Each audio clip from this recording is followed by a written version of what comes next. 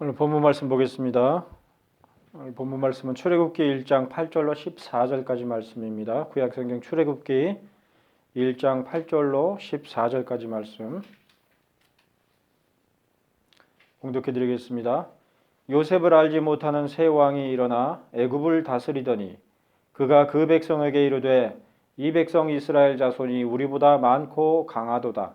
자, 우리가 그들에게 대하여 지혜롭게 하자. 두렵건대 그들이 더 많게 되면 전쟁이 일어날 때에 우리 대적과 합하여 우리와 싸우고 이 땅에서 나갈까 하노라 하고 감독들을 그들 위에 세우고 그들에게 무거운 짐을 지워 괴롭게 하여 그들에게 바로를 위하여 국고성 비돔과 라암셋을 건축하게 하니라. 그러나 학대를 받을수록 더욱 번성하여 퍼져나가니 애굽 사람이 이스라엘 자손으로 말미암아 근심하여 이스라엘 자손에게 이 일을 엄하게 시켜 어려운 노동으로 그들의 생활을 괴롭게 하니 곧 흙 이기기와 벽돌 굽기와 농사의 여러 가지 일이라. 그 시키는 일이 모두 엄하였더라. 아멘.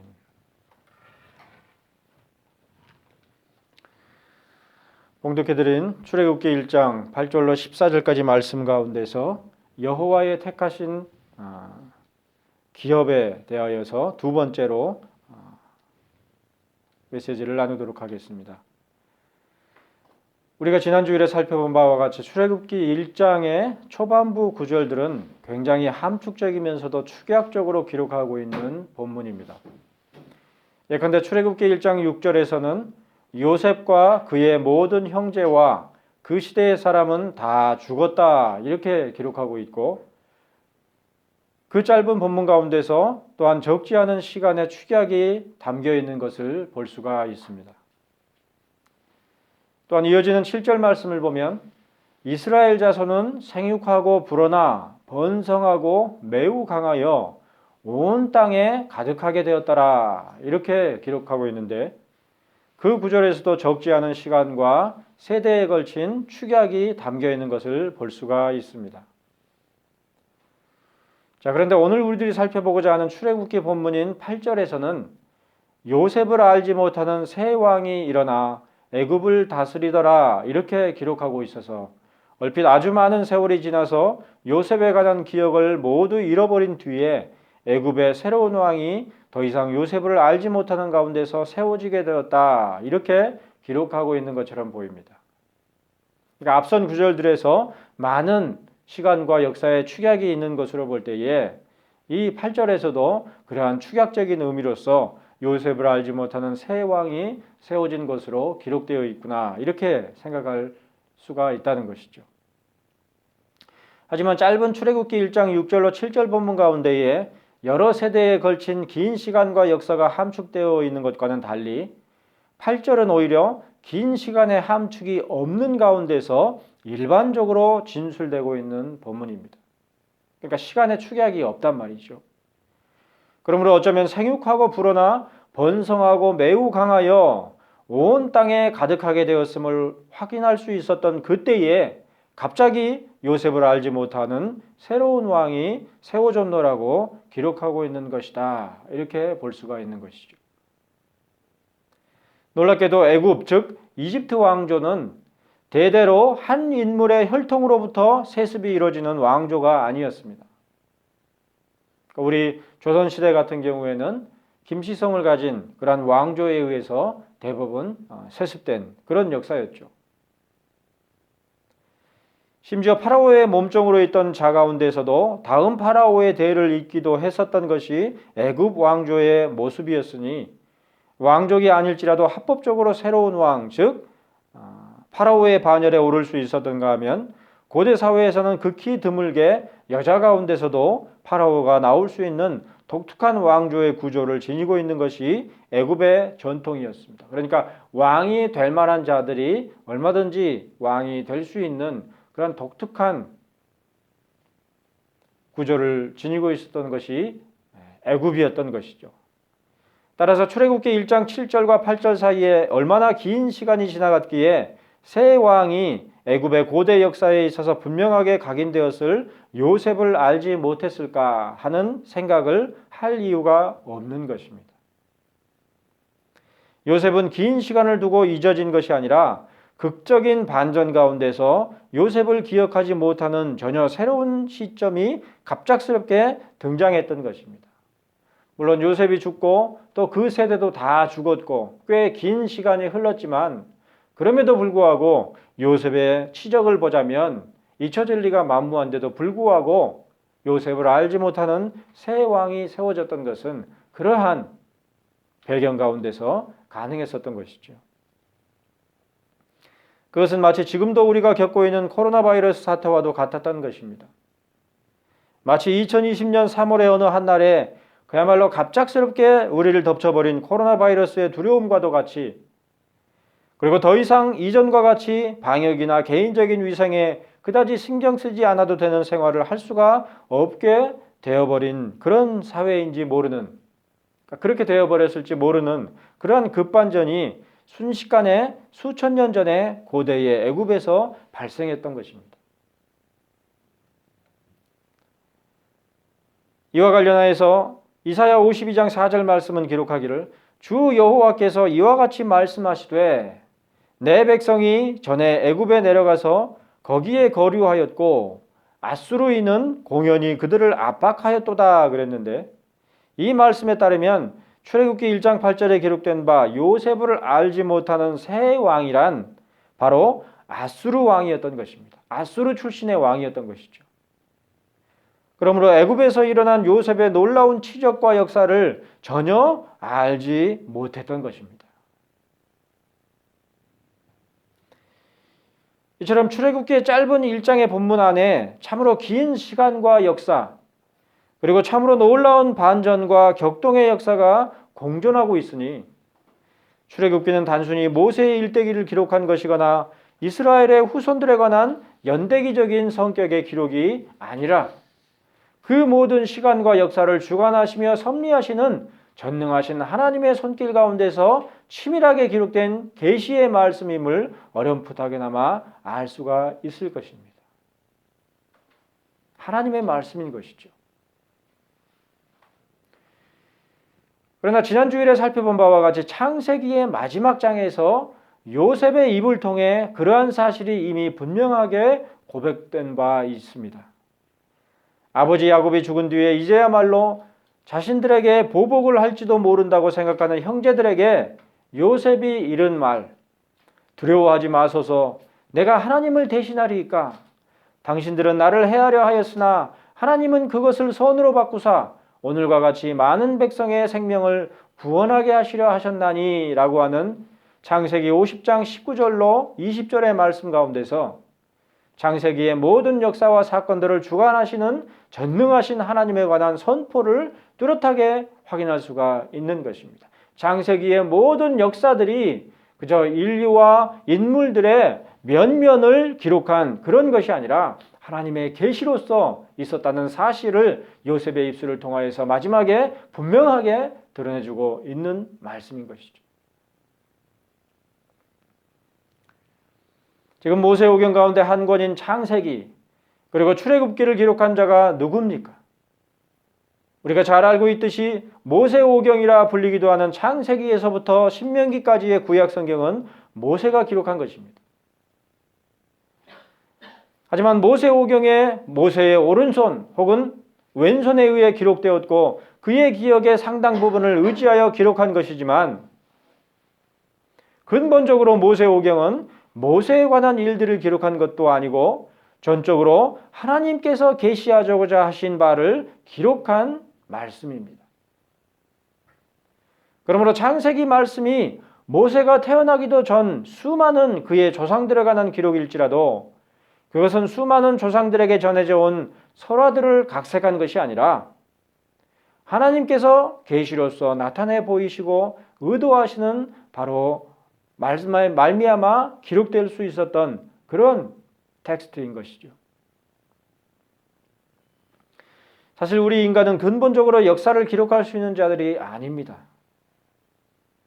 하다못해 자신의 일생을 역사로 기록한다 할지라도 엄밀한 의미에서 우리는 역사를 기록하는 것이 아니라 의미와 기억을 따라 추측하고 가공한 일종의 허구를 기록하는 경우가 대부분이죠. 자기가 보고 싶은 대로 또는 자기가 해석하고 싶은 대로 기록하기가 십상이라는 것입니다. 아무리 객관적으로 쓰려고 해도 본능적으로 그렇게 쓰기 마련인 경우가 대부분이죠. 우리들이 살아가는 것은 모든 일들을 계획하고 생각하는 가운데서 행동하며 살아가는 것이 결코 아니죠.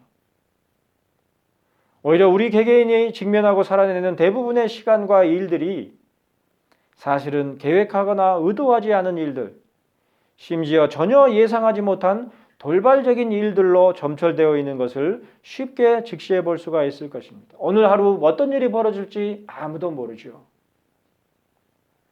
이렇게 하면은 이렇게 결과를 맺을 수가 있겠구나. 그렇게 예상을 해도 하루를 살다 보면 전혀 그 전날 예측했던 삶이 아닌 경우가 대부분입니다.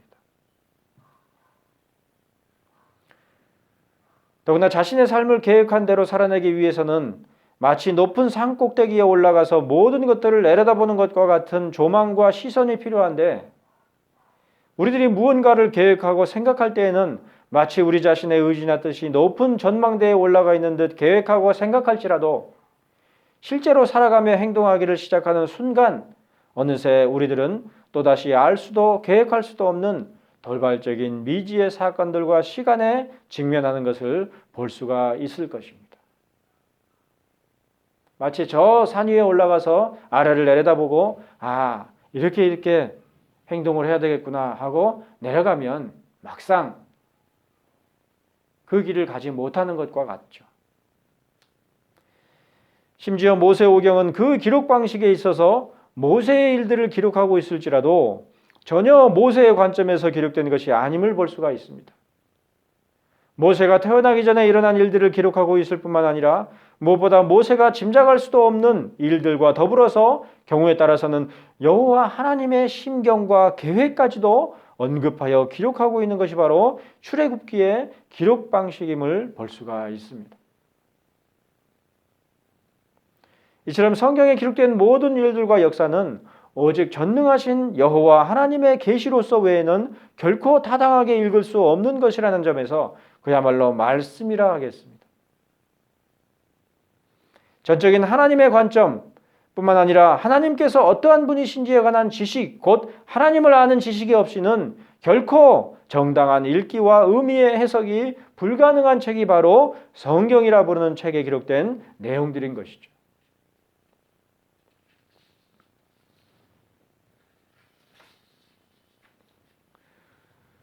무엇보다 출애굽기 1장 8절에 요셉을 알지 못하는 새 왕이 일어나 애굽을 다스리더라라는 말씀은 역설적으로 전능하신 하나님의 다스림과 섭리가 가장 뚜렷하게 드러나고 있는 말씀이기도 합니다. 앞으로 일어날 일들에 대해 누구도 예측할 수 없는 저 멀리 아수르 출신의 왕이 등장하게 됨으로써 지역과 시대를 초월하여 전적으로 모든 일들을 주관하시고 역사하시는 하나님이 아니고서는 누구도 앞을 볼 수 없도록 저 멀리 바라보려는 시선을 닫아버리고 있는 것이 바로 출애굽기 1장 8절에 기록되어 있는 말씀인 것입니다. 불과 앞절까지만 하더라도 모든 일들이 얼마나 희망적이었습니까? 불과 70에 이를 뿐이었던 야곱의 후손들이 생육하고 불어나 번성하고 매우 강하여 온 땅에 가득하게 되었다라는 말씀을 볼 때에 틀림없이 그러한 이스라엘 자손들 앞에 크고 놀라운 일들이 펼쳐질 것을 짐작해 볼 수 있었지 않습니까? 더구나 그러한 일들이 누구로 말미암아 된 것입니까? 요셉의 모든 형제들은 애굽에 당도하여 일어난 모든 일들에 대해 전혀 할 수 있는 말이 없는 자들이었고, 심지어 야곱조차도 죽기 전에 잠깐 동안만 모든 일들이 어떻게 이루어진 것인지를 통찰할 수 있었을 뿐이었습니다. 그나마 유일하게 그 모든 일들의 진상을 말할 수 있었던 요셉의 입술에서 우리들은 내가 하나님을 대신하리까 라고 하는 고백밖에는 들을 것이 없었고, 하나님이 반드시 당신들을 돌보시리니 당신들은 여기서 내 해골을 메고 올라가겠다 하라는 말밖에는 더 이상 들을 것이 없었지 않습니까? 그러므로 이제 그런 하나님으로 인해 크고 놀라운 일들이 일어날 것이라는 생각이 들고 어느덧 눈앞에 그 일들이 펼쳐질 것이라 생각할 수 있을 것인데 곧장 맞닥뜨리는 것은 요셉을 알지 못하는 새 왕이 일어나 애굽을 다스리더라는 말씀인 것입니다.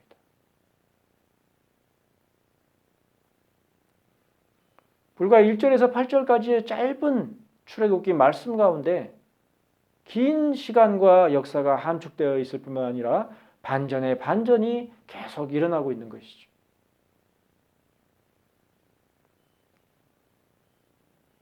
이제까지 출애굽기 1장 1절에서 7절까지의 말씀을 볼 때에 그때의 이스라엘 자손들이나 지금 그들에 관해 언급된 말씀을 읽는 우리가 공히 안정되고 평안한 어떤 이미지를 떠올릴 것입니다. 이제 좀 살만하겠구나. 마치 실미 도라는 영화에서 억지로 끌려온 섬에서의 지옥과 같은 훈련에 적응한 훈련병들 가운데 한 인물이 이만하면 여기도 살만하지 않냐? 그런 대사를 할 때에 그 이미지와 같이 이제 힘겨운 시절이 가고 조금은 안정되고 평안한 일들로 정착할 수 있으리라는 희망을 볼 수 있는 것이 7절에 기록된 바 이스라엘 자손은 생육하고 불어나 번성하고 매우 강하여 온 땅에 가득하게 되었다라는 말씀인 것이죠. 이제 살만하겠구나. 사실 대부분의 사람들이 기본적으로 바라며 추구하는 것이 바로 안정적으로 정착된 삶을 사는 것일 것입니다. 그와는 달리 한 곳에 정착하여 살아가는 것을 답답하게 여기고 떠도는 삶을 살아가는 자라 할지라도 그처럼 떠도는 이유는 정작 어느 곳에서도 안정과 평안을 얻을 수 없기 때문에 늘 새로운 곳을 꿈꾸는 자인 경우가 있을 정도죠. 일하는 것이 좋아서가 아니라 어디에도 정착하지 못하기 때문에 떠도는 자들, 어쩌면 1000년 이상의 긴 역사에 걸쳐서 나라를 이루지 않고 여기저기로 떠도는 집시의 삶을 살아가는 자들이라 할지라도 그들의 마음속에는 어딘가 정착하고자 하는 바람과 갈망이 가득한 것입니다. 어디로 갈까? 그 말 속에는 안주할 땅이 어디인가? 그런 열망이 담겨 있는 것이죠. 이 땅 가운데서 다수의 사람들이 바라는 것은 결코 거대한 야망이나 욕망이 아닙니다. 그런 것을 추구하는 자들도 있지만 대부분의 사람들은 그런 데 관심이 있는 것이 아니죠. 오히려 평범하고 안정된 삶, 내 마음을 평안히 누일 수 있고 정착할 수 있는 안정된 땅 한 덩이를 바라며 살아가는 자들이 대부분입니다. 내 집 마련을 위해 평생 수고하고 땀 흘리는 그런 자들이죠. 그러나 이 땅에서는 그조차도 녹록지 않습니다. 고 노무현 대통령이 바라던 사람 사는 세상은 거창한 복지국가나 선진국가 같은 것이 아니라 배골치 않고 등 따시게 살아가는 삶, 남들에게 핍박이나 따돌림 당하지 않고 인간답게 살아가는 그런 삶이었으며 현 문재인 대통령이 바라는 세상 또한 저녁에 있는 삶과 같이 소소한 행복과 일상들이 누구에게나 허락되는 그런 삶이지만 정작 그러한 삶조차도 언제나 깨어지고 빼앗기기 쉬우며 심지어는 꿈조차 꿀 수 없는 경우조차 있는 것이 이 땅의 삶입니다.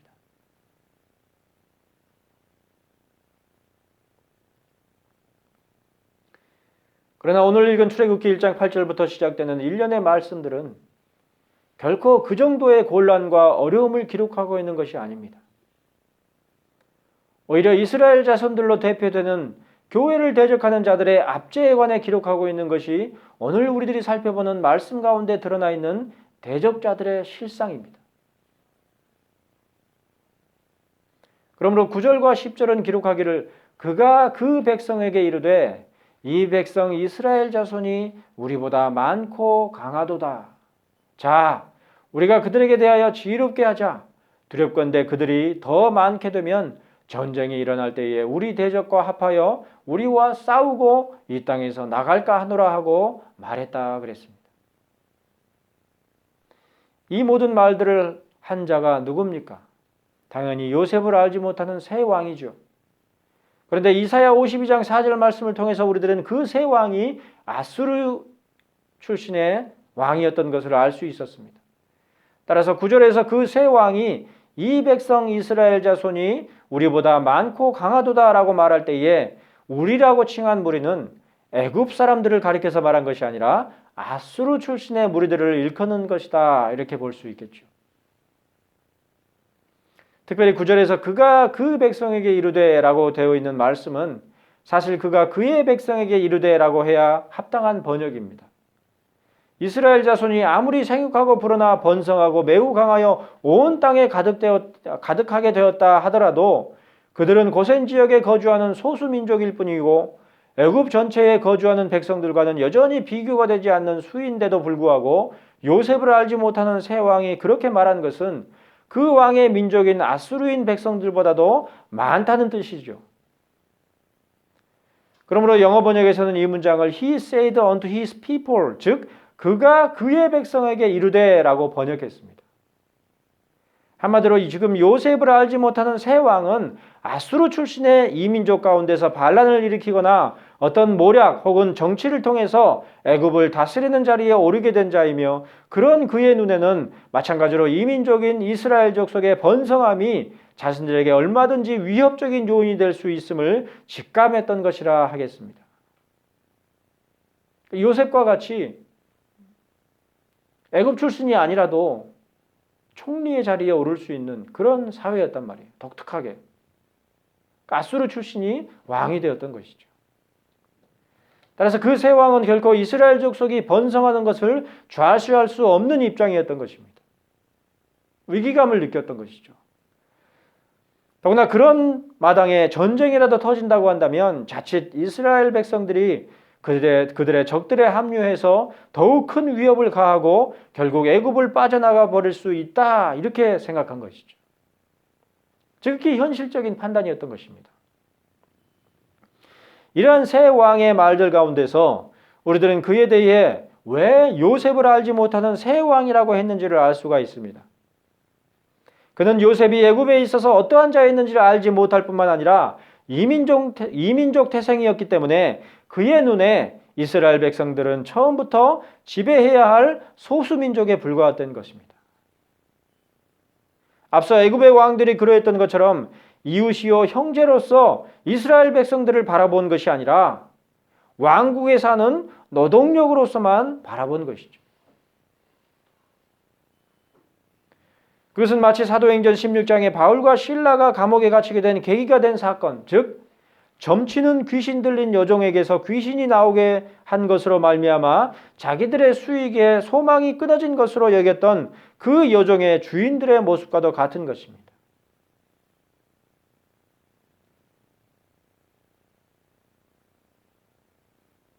그 귀신 들린 여종이 귀신에게서 풀려나게 되었으니 얼마나 좋은 일이에요. 그런데 그 여종을 데리고 있었던 주인들은 그 귀신 들린 여종으로 말미암아 점을 쳐서 돈을 벌고 있었는데 더 이상 수익을 얻을 수 없으니까 오히려 그것으로 말미암아 화가 나고 결국 바울과 실라를 고소해서 감옥에 갇히게 하는 그런 일이 기록되어 있는데 마치 그와 같은 심리인 것이죠. 오늘 본문인 출애굽기 1장 11절은 이스라엘 백성들에 대하여 호의적이지 않으며 오히려 잠정적인 대적으로 여기는 요셉을 알지 못하는 새 왕의 지혜에 관해서 감독들을 그들 위에 세우고 그들에게 무거운 짐을 지워 괴롭게 하여 그들에게 바로를 위하여 국고성 비돔과 라암셋을 건축하게 했다, 이렇게 기록했습니다. 요셉을 알지 못하는 새 왕이 이처럼 이스라엘 백성들을 괴롭게 하려는 이유가 무엇이겠습니까? 당연히 그들의 생육하고 불어나 번성하고 매우 강하여 온 땅에 가득하게 된 것을 억누리려는 것이죠. 그들에게 꼭 필요한 노동력이 되는 이스라엘 백성들이지만 그럼에도 불구하고 장기적으로는 그들을 억누르고 그 수를 줄여나가서 결코 애굽을 빠져나가지 못하도록 하기 위해서 새 왕은 이스라엘 백성을 괴롭히기로 결심한 것입니다.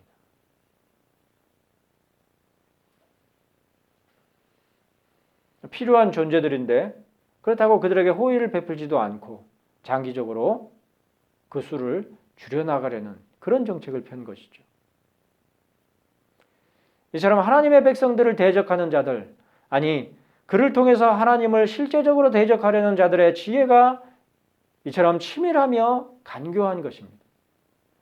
그들은 하나님의 백성들을 자신들의 이득을 위한 도구로만 여길 뿐만 아니라 또한 하나님의 백성들을 끝까지 놓아주지 않고 결국에는 파멸하도록 온갖 지혜를 꾀하는 자들인 것이죠. 그러나 출애굽기 1장 12절 본문은 또 한 번의 반전이 기록되어 있습니다. 그러나 학대를 받을수록 더욱 번성하여 퍼져나가니라고 한 것이죠.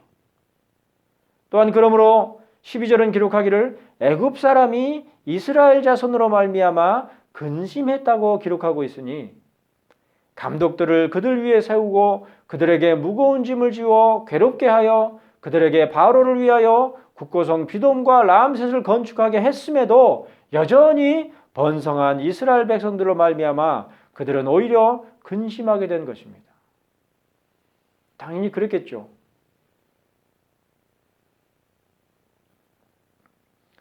고린도전서 3장 19절에서 사도 바울은 고린도 지역에 있는 그리스도인들에게 권면하여 이르기를 이 세상 지혜는 하나님께 어리석은 것이라 그랬는데 지금 출애굽기 1장에서 딱 그 말씀이 적용되는 것을 볼 수가 있는 것입니다.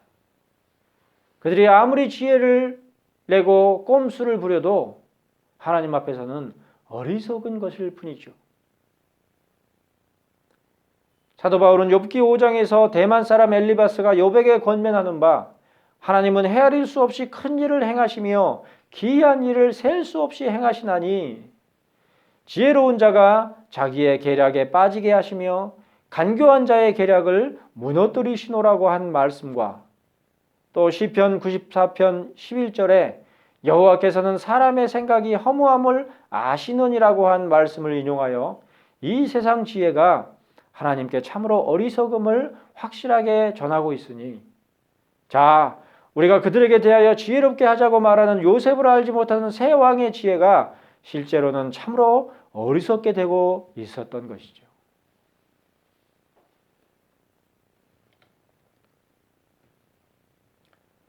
물론 이런 하나님의 역사와 섭리는 얼핏 그 시대에 뚜렷하게 드러나지 않았던 것처럼 보입니다.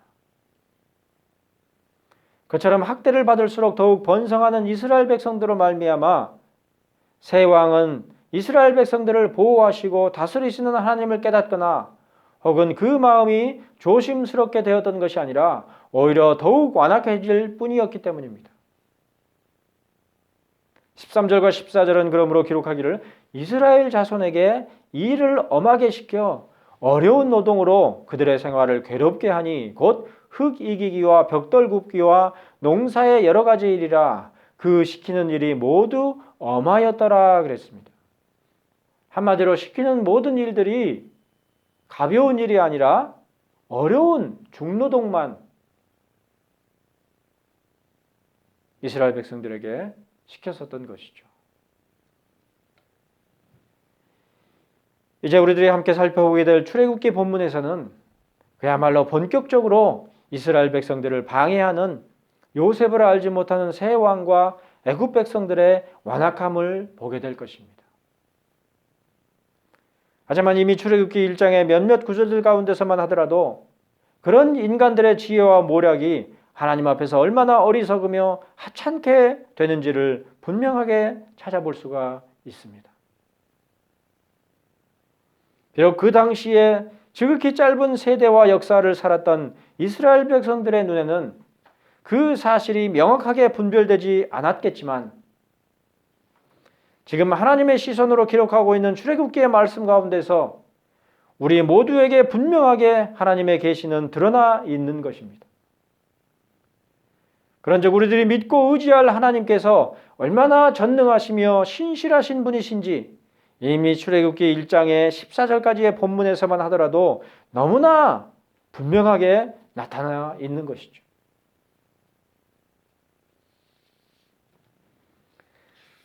특별히 12절에 기록된 말씀, 학대를 받을수록 더욱 번성하여 퍼져나가니 애굽 사람이 이스라엘 자손으로 말미암아 근심하더라는 말씀 가운데서 우리들은 고난 가운데서도 오직 여호와 하나님만을 믿고 의지할 수밖에 없음을 분명하게 확인할 수 있을 것입니다.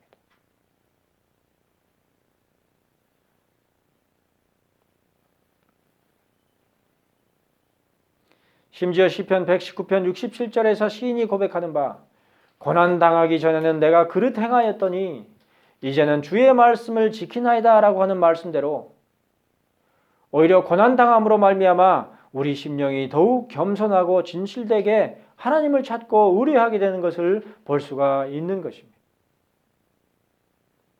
사람의 부패한 성향상 우리들은 고난이 없다고 한다면 대부분 하나님을 보지 못하며 오히려 죄악의 거리들만 눈에 띄는 것을 아실 것입니다. 모든 일들이 잘 되는 그런 사람들의 삶을 바라보면 어떻습니까? 하나님을 찾는 자가 극히 드물지요. 심지어는 믿는 자라 할지라도 모든 일이 잘 되기만 하는 그런 자들은 어떻습니까? 더 많아지거나 나중에는 세속적으로 타락하는 길을 걸어가는 그런 자들이 부지기수죠.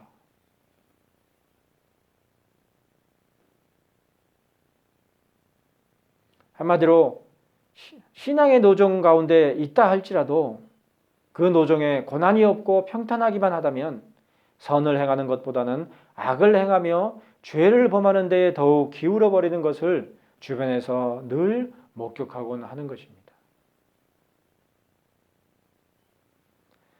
그러나 침 삼킬 만큼도 가만히 놓아두시지 않으시고 고난당하는 곤고한 인생을 살아가는 신자들은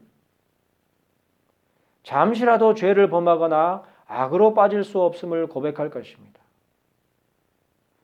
모든 고난을 당하는 신자들이 그런 것은 아닐지라도 최소한 참된 신자들이라고 한다면 고난당하기 전에는 내가 그릇 행하였더니 이제는 주의 말씀을 지키나이다 라는 고백을 하지 않을 수가 없는 것이죠.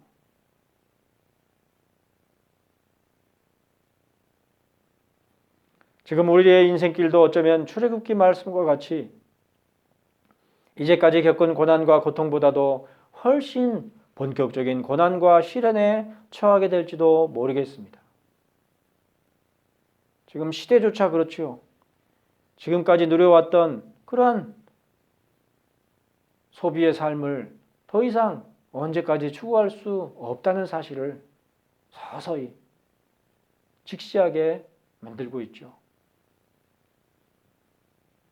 이처럼 세상이 돌아가는 시국도 그렇고 개인적인 신앙이나 처지를 보더라도 한 치 앞도 넘어다 볼 수 없는 꽉 막힌 울타리 안에 갇혀 있는 것 같은 형국이 우리들의 형국이다. 그렇게 생각할 수 있겠죠. 하지만 출애굽기의 본격적인 노정, 애굽을 떠나기까지의 놀라운 일들과 광야에 이르러서 겪게 되는 막막함에 앞서서 야곱의 허리에서 나온 사람이 모두 70일 뿐이었으나 생육하고 불어나 번성하고 매우 강하여 온 땅에 가득하게 되었던 이스라엘, 더구나 학대를 받을수록 더욱 번성하여 퍼져나가므로 오히려 애굽 사람이 근심하게 된 일들을 먼저 기록한 말씀 가운데서 우리들은 지금도 여전히 우리에게 믿음의 눈을 뜨게 하시는 하나님의 뜻을 볼 수가 있을 것입니다.